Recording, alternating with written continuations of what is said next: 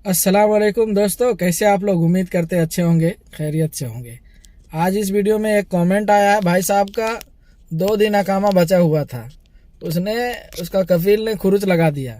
लेकिन जैसे ही खुरुच लगा दिया उसके बाद वो उसका दूसरा कफील मिल गया। उसने चाहता है कि कफाला करवाना है। तो ऐसे ऐसे बहुत सारे लोग का प्रॉब्लम हो सकता है, तो इसीलिए हम आपको बता रहे हैं कि जो 2 साल का आपका जो 2 दिन का इकामा बचा है उसमें खुरुच लग सकता है, खुरुच हौदा लग सकता है। जो लगाना चाहते हैं वो लग जाएगा। लेकिन भाई साहब का दूसरा प्रॉब्लम जो है, जो उसका कफील का खुरुच लगाने के बाद उसको कफाला करवाना है। उसको दूसरा कफील मिल गया तो उसने कफाला करवाना चाहता है। तो ये कमेंट किया, मेरे को पूछ रहा है क्या करना चाहिए, क्या नहीं करना चाहिए, कैसे होगा। तो देखिए, जो रूल है जो उसके बारे में पहले बता देते हैं। पहले आपका जो भी अकामा बचा है उससे कोई मतलब नहीं है। आपका फाइनल एग्जिट जब लग गया या फिर खुरुच हौदा लग गया, उस पेपर वो भी एक वीज़ा है, वो भी एक अकामा के जैसा काम करता है। तो अगर यदि आप खुरुच निहाई लगा लिए तो सऊदी अरबिया में 2 महीने तक का आप रह सकते हैं। 2 महीने के अंदर अंदर आपको वापस जाना पड़ेगा। और भाई साहब का ये सवाल है कि हम इसको कैंसिल करवाना चाहते हैं, यानी कि उसका पूछने का यही मकसद है। जो खुरुच निहाई लग गया उसको कैंसिल करवाना चाहते हैं और उसके बाद नकल कफाला करवाना चाहते हैं। तो ये देखिए, जो नकल कफाला का जो सिस्टम है उसमें इकामा होना चाहिए। अगर यदि आपके पास इकामा नहीं है तो आप नकल कफाला भी नहीं करवा सकते हैं। तो भाई साहब का इकामा 2 दिन बचा हुआ था, वो खुरुच लगवा लिया, उसमें खुरुच लग गया, लेकिन उसको कैंसिल करवाना चाहता है। तो देखिए, आपको अगर यदि आप कैंसिल करवाना चाहते हैं तो आपको जो कफील पुराना है उसको आपको इकामा को पहले तस्दीद करना होगा। खुरुज निहाई का कैंसिल का 1000 फीस है, उसको भरना होगा। उसके बाद कफील है आपका इकामा को तस्दीद करेगा। चाहे तो अगर यदि आप कंपनी में काम करते हैं या प्राइवेट वर्कर में काम करते हैं ये नहीं मालूम, लेकिन अगर यदि आप प्राइवेट वर्कर में अगर यदि काम करते होंगे तो आपको 1 साल का इकामा देता है।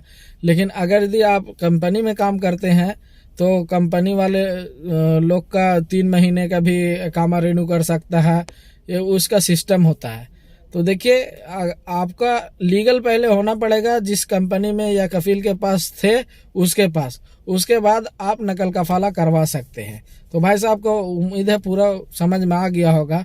इसी के साथ एक नया वीडियो, नया ड्राइवर का नया रूल आया है। उसमें 5000 से 10,000 तक का मुकालफा हो सकता है। उसमें बताया गया है जो भी भाई लोग, जो भी ड्राइवर है यहाँ सऊदी अरब में बड़े गाड़ी चलाते हैं और उसको जैसे चेकिंग होता है उस तरह के एक यहाँ एक बैरियर क्रिएट किया गया है कि अगर यदि आपकी गाड़ी में जो भी माल है वजन कराए बगैर, अगर यदि वजन स्टेशन से, यानी कि जहाँ भी आपका वजन कराने का जो पैमाना लगाया गया है, अगर यदि आप उससे क्रॉस कर देते हैं बिना वजन कराए, यानी कि एक जगह वजन करा लिया तो ऐसा नहीं है कि दूसरा जगह नहीं करवाना है। अगर यदि उस वजन कराए बगैर अगर यदि आप क्रॉस कर सकते हैं तो आपको 5,000 रियाल से 10,000 रियाल आपको फाइन देना पड़ेगा। तो आप देखिए, जो भी भाई लोग बड़े गाड़ी चला रहे हैं वो इसको ऊपर फॉलो कीजिए और इसको ध्यान दीजिए। जब भी आपका जो वजन कराने का पैमाना आता है वहाँ पर आप जरूर अपने गाड़ी को वजन जरूर कराइएगा, नहीं तो आपके उससे क्रॉस हो जाइएगा तो फिर आपको बताएगा, आपको फिर कोई बहाना नहीं चलेगा। इसीलिए वजन जरूर कराइएगा। आपको 5,000 रियाल या 10,000 रियाल मुखालफा लग सकता है। इसी के साथ आज़ाद वीज़ा वाले लोग जो काम करते थे, तो अभी तक का जो नियम था कि जो आज़ाद वीज़ा पकड़े जाएगा कफीलों के लिए था। कफील लोग को अगर यदि आज़ाद वीज़ा पकड़ेगा तो 1,00,000 रियाल का मुखालफा बताया गया था। लेकिन अभी नया नियम लगा दिया गया है।